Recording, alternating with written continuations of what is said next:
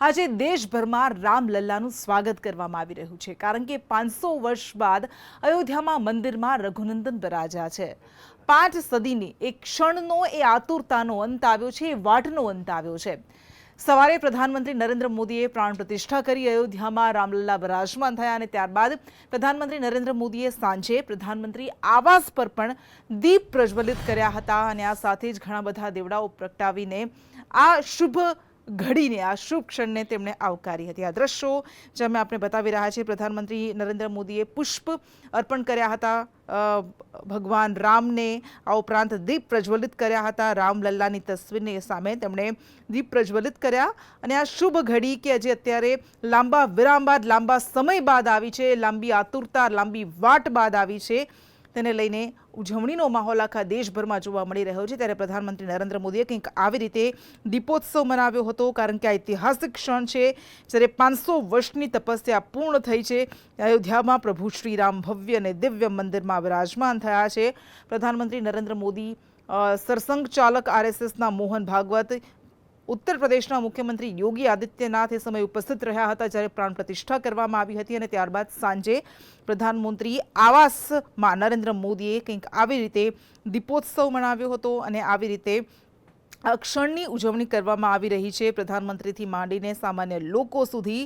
અને પ્રભુ જ્યારે પોતાના ભવ્ય મંદિરમાં બિરાજમાન થઈ ચૂક્યા છે ત્યારે ન માત્ર નેતાઓ, સંત સમાજ અને અતિ વિશિષ્ટ લોકો પણ આ ઘડીને આવકારી રહ્યા છે, તેની ઉજવણી કરી રહ્યા છે। ત્યારે પ્રધાનમંત્રી નરેન્દ્ર મોદી પણ રામ ભક્તિમાં જાણે કે લીન થઈ ગયા છે। તેમણે આરતી કરી હતી, પૂજા અર્ચના કરી હતી, દીપ પ્રગટાવ્યા હતા અને આવી રીતે અત્યારે દિવાળી બાદ જાણે કે મોટી દિવાળી આવી હોય તેવો માહોલ દેશભરમાં જોવા મળી રહ્યો છે। ન માત્ર અયોધ્યા પરંતુ દેશની ગલી ગલી, દેશની તમામ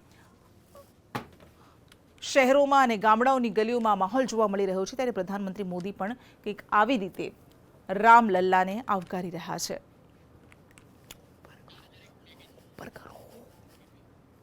સવારે પ્રધાનમંત્રી નરેન્દ્ર મોદીએ પ્રાણ પ્રતિષ્ઠા કરી અયોધ્યામાં રામલલ્લા બિરાજમાન થયા અને ત્યારબાદ પ્રધાનમંત્રી નરેન્દ્ર મોદીએ સાંજે પ્રધાનમંત્રી આવાસ પર પણ દીપ પ્રજ્વલિત કર્યા હતા અને આ સાથે જ ઘણા બધા દેવડાઓ પ્રગટાવીને આ શુભ ઘડીને, આ શુભ ક્ષણને તેમણે આવકારી હતી। આ દ્રશ્યો જે અમે આપણે બતાવી રહ્યા છીએ, પ્રધાનમંત્રી નરેન્દ્ર મોદીએ પુષ્પ અર્પણ કર્યા હતા ભગવાન રામને, આ ઉપરાંત દીપ પ્રજ્વલિત કર્યા હતા રામલલ્લાની તસવીરની સામે તેમણે દીપ પ્રજ્વલિત કર્યા અને આ શુભ ઘડી કે જે અત્યારે લાંબા વિરામ બાદ, લાંબા સમય બાદ આવી છે, લાંબી આતુરતા, લાંબી વાટ બાદ આવી છે, તેને લઈને ઉજવણીનો માહોલ આખા દેશભરમાં જોવા મળી રહ્યો છે। ત્યારે પ્રધાનમંત્રી નરેન્દ્ર મોદીએ કંઈક આવી રીતે દીપોત્સવ મનાવ્યો હતો, કારણ કે આ ઐતિહાસિક ક્ષણ છે જ્યારે 500 વર્ષની તપસ્યા પૂર્ણ થઈ છે।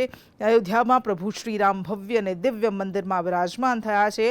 પ્રધાનમંત્રી નરેન્દ્ર મોદી, સરસંઘ ચાલક RSSના મોહન ભાગવત, ઉત્તર પ્રદેશના મુખ્યમંત્રી યોગી આદિત્યનાથ એ સમયે ઉપસ્થિત રહ્યા હતા જ્યારે પ્રાણ પ્રતિષ્ઠા કરવામાં આવી હતી અને ત્યારબાદ સાંજે પ્રધાનમંત્રી આવાસમાં નરેન્દ્ર મોદીએ કંઈક આવી રીતે દીપોત્સવ મનાવ્યો હતો અને આવી રીતે આ ક્ષણની ઉજવણી કરવામાં આવી રહી છે, પ્રધાનમંત્રીથી માંડીને સામાન્ય લોકો સુધી।